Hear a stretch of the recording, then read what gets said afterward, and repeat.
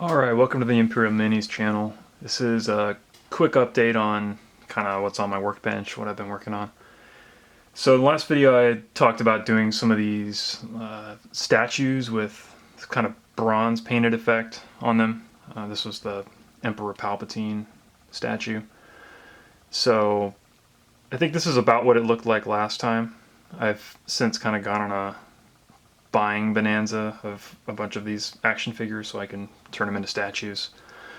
And this is what the finished product looked like, the last guy. And you can see the verdigris effect is a little subtle. It's not overpowering really. Once I hit the mini with a matte varnish at the end, it kind of killed some of the verdigris effect. So it looks a little bit more bronze and less verdigris, but I'm okay with that. And I've since bought a couple more Palpatines. I've got this one kind of base coated. I also got a what's his name? Orin Free Todd, I think his name, Orin Free Ta. He's a big fat senator. I just hit this guy with the verdigris effect like a half hour ago, and you can see he's like pretty green. This is kind of what it looks like when you, right after you hit him with one coat of the Verdigris Effect Paint, which, as a reminder, is this stuff right here from Dirty Down. So this is what he looks like now. He's still not fully dry, but after this, I'll either hit him with some more of it to give some color variation and texture variation, or I'll just skip straight to hitting him with a kind of a heavy dry brushing of the original base coat to knock down a lot of that verdigris, because it's pretty thick on him right now. Other stuff I've been working on, so I finished off the commission of the Lucid Eye Productions figures. So there were 6 of these kind of Cro-Magnon man guys here. They look kind of like cavemen, sort of. So there's 6 of these guys. I just put them on a really simple snow base. And then there were 6 Amazon women, like Amazon Ice Age Amazons, and I'll show a couple of the kind of hero characters. This is one. It's like some kind of Amazon queen or something. And then this is some kind of a like witch doctor lady. I actually used the verdigris paint on her sword. I don't know if you can see that. So here's her. She's got like a bear head on her head. There's 6 normal little Amazon chicks, and then those heroes. And then I have these kind of Aztec Maya looking guys. So there's 6 of these warriors. And I put them on kind of a grassy base and threw some little grass tufts on there. Here's them. They were a lot more challenging to paint than I thought they were going to be. I was originally looking forward to painting these guys, so I've saved them for last.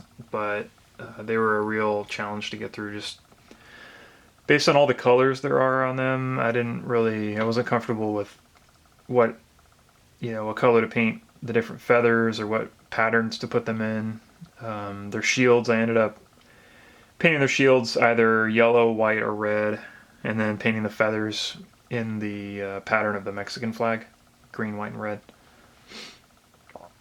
And then just kind of putting a bunch of little jade and gold accents on them. This is one of the heroes. I gave him a different colored shield. His is kind of a jade turquoise color. He's got a lot more gold on him. He's got this big gold head crest on him.